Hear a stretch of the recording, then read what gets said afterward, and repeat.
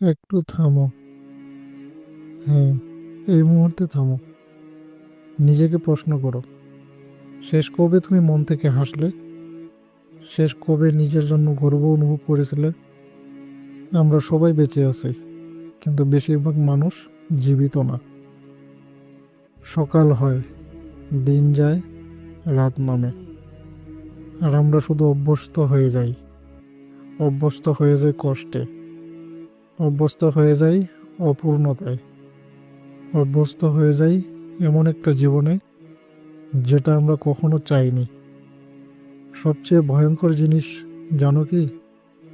আমরা ধীরে ধীরে স্বপ্ন দেখা বন্ধ করে দিই, কারণ মানুষ বলেছিল বাস্তববাদী হও। কিন্তু কেউ আমাদের বলেনি স্বপ্ন না থাকলে বাস্তবতা কতটা ফাঁকা হয়। আজ তোমার কষ্টটা কারো চোখে পড়ে না, কারো তুমি হাসো।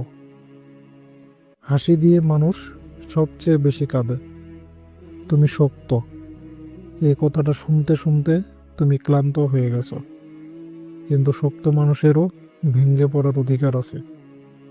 সমস্যা কষ্টে না, সমস্যা হলো আমরা ভাবতে শুরু করি এই কষ্টটাই আমাদের পরিচয়। না, তুমি তোমার ব্যর্থতা না, তুমি তোমার দেরি হওয়া সাফল্য। যে বীজ আজ মাটির নিচে, সে কিন্তু হারায়নি, সে প্রস্তুত হচ্ছে। সবাই যখন এগিয়ে যাচ্ছে বলে মনে হয়, তখন মনে রেখো, সব দৌড় জেতার জন্য হয় না। কিছু দৌড় হয় নিজেকে হারানো থেকে বাঁচার জন্য। আজ যদি তুমি একা হও, তার মানে এই না যে তুমি ভুল পথে। অনেক সময় একাকিত্বই প্রমাণ করে তুমি আর ভিড়ের মতো চিন্তা করছো না।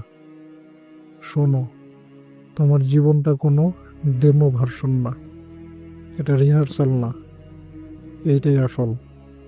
আর সবচেয়ে কষ্টের সত্যটা হলো, সময় কাউকে অপেক্ষা করে না। তুমি যেদিন শুরু করবে, সেদিনই তোমার ভাগ্য তোমার দিকে তাকাবে।